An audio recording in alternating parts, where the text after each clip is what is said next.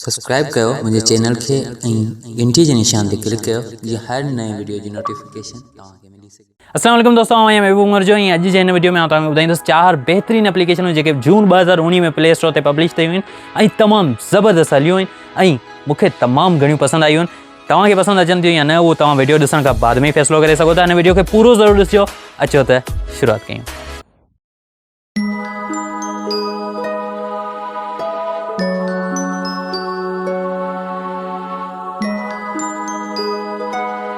Okay दोस्तों, ये आहिनि मुंहिंजे मोबाइल में सब खां पहिरीं जेका एप्लीकेशन आहे उनजो नालो आहे मूव स्टोरी।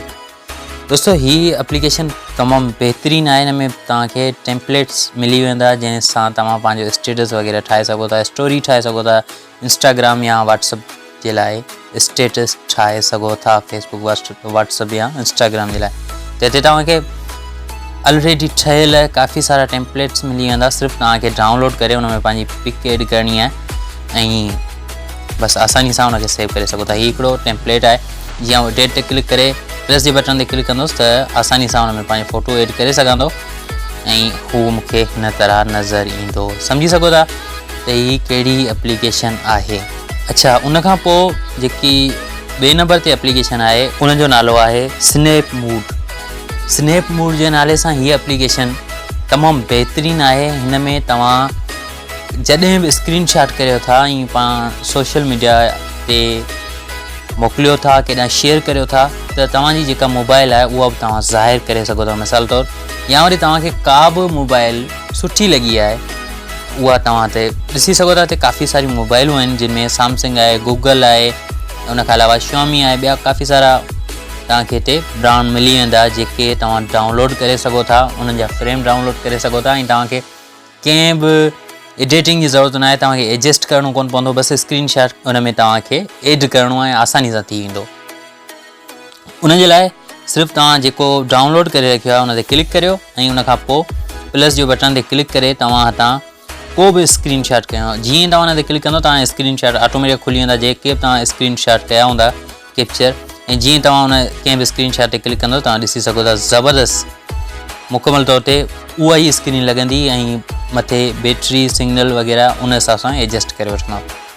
ओके, उनखां पोइ टे नंबर ते जेका एप्लीकेशन आहे उनजो नालो आहे ड्राइबल। हीअ एप्लीकेशन तमामु बहितरीनु एप्लीकेशन आहे। हिते तव्हां सिर्फ़ु हिते उहे दोस्त जॉइन करे सघंदा जेके ग्राफिक्स डिज़ाइनर आहिनि या तव्हां ग्राफिक्स डिज़ाइनिंग सिखणु चाहियो था त तव्हां हिते पहिरीं त पंहिंजे कंहिं बि अकाउंट सां साइन इन कयो।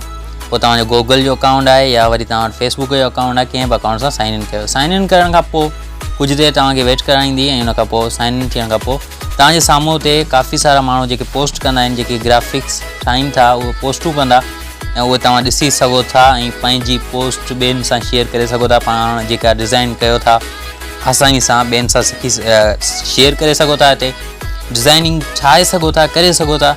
हीअ तमामु बहितरीनु एप्लीकेशन आहे मुंहिंजी नज़र में।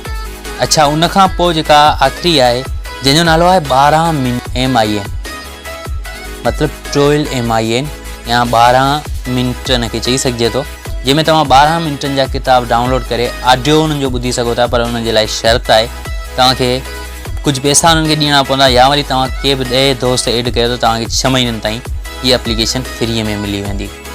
त हिते तव्हां क्लिक कयो, कंहिं बि अकाउंट सां हिन में साइन इन कयो। साइन इन थियण खां पोइ फ्री आहे, तव्हां हिन में अॼोकी ॾींहुं त हलाए सघो था। इंग्लिश रखो, तव्हांजी जेका ज़बान आहे उहा चूंडियो ऐं उनखां पोइ तव्हां हिते कंहिं बि कैटेगरी जा किताब सिलेक्ट करियो। मिसाल तौरु हिते काफ़ी सारियूं कैटेगरीज़ आहिनि ऐं उन्हनि मां को बि किताब तव्हां मिसाल तौरु हीअ 2 टे सिलेक्ट करियां थो कैटेगरीज़ ऐं उनखां पोइ तव्हांखे हिते काफ़ी सारा किताब मिली वेंदा। उन्हनि कैटेगरीज़ में तव्हां जेको किताब डाउनलोड करणु चाहियो करे सघो था। पर शर्त आहे तव्हांखे के बि 4 किताब डाउनलोड करणा आहिनि ऐं उनखां पोइ तव्हांजो हेठि जेको बटण आहे विज़िबल थींदो ऐं इन ते जीअं तव्हां क्लिक कंदो तव्हांखे रिमाइंडर बि हिते सेट करे सघो था ऐं को बि किताब तव्हां ओपन करियो त तव्हां हिते रीड बि करे सघो था ऐं ऑडियो बि ॿुधी सघो था। पर ऑडियो ॿुधण जे लाइ तव्हांखे पैसा ॾियणा पवंदा या वरी तव्हां पंहिंजे 10 दोस्तनि खे एड कयो तॾहिं तव्हांखे तव्हांजी मतिलबु हीअ तव्हांजी अंग्रेज़ी खे तमामु बेस्ट बनाए छॾींदी हीअ एप्लीकेशन। त उमेदु आहे हीअ वीडियो तव्हांखे ज़रूरु पसंदि आई हूंदी।